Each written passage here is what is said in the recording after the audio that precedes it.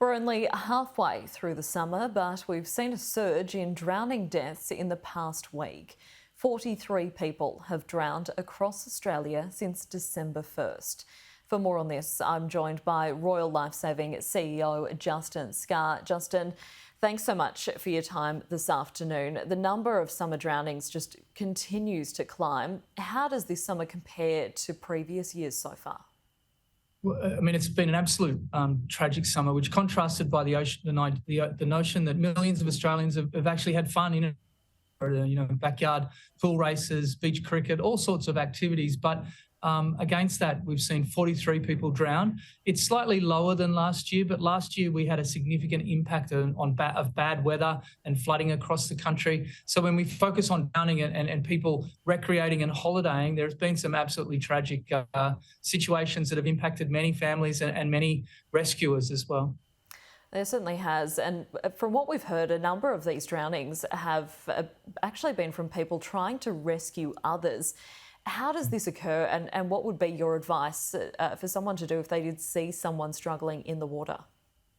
Yeah, in fact, many cases it's been the parents that have gone to aid a child that's in trouble in the water. And, that instinctively, would ever argue with that urge to rescue your own child.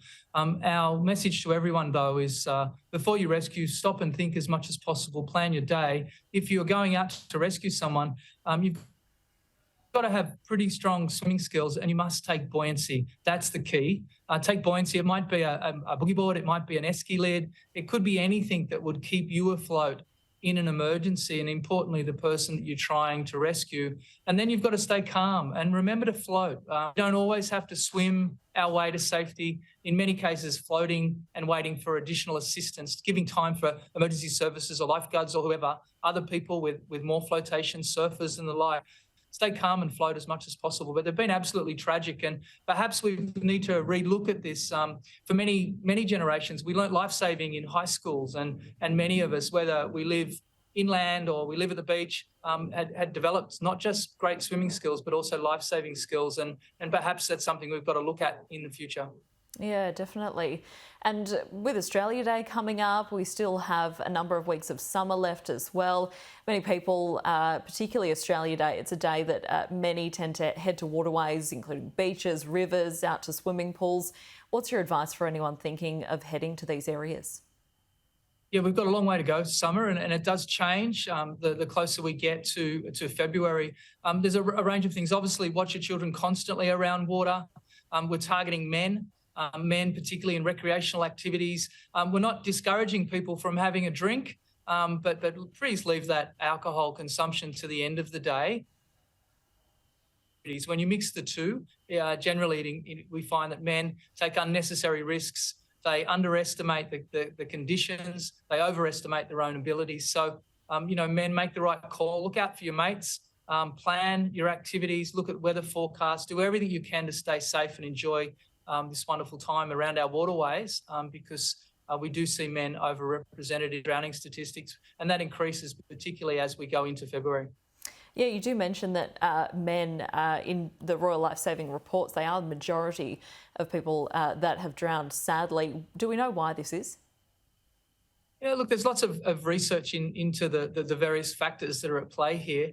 Men are generally speaking more likely to participate in the high-risk recreational activities, boating, fishing, rock fishing particularly, and that tends to boost, the representation of men.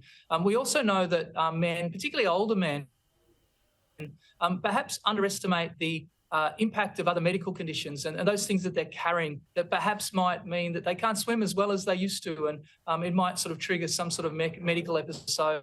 And so at this time of year, people are rediscovering their love of water.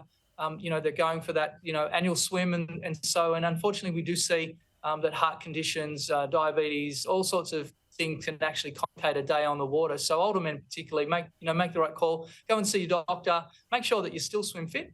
Perhaps practice your swimming skills in the swimming pool first before you venture out to an open water swim or even at the beach or the local river. Some fantastic advice. Justin Scarr, thanks so much for your time this afternoon. Thank you.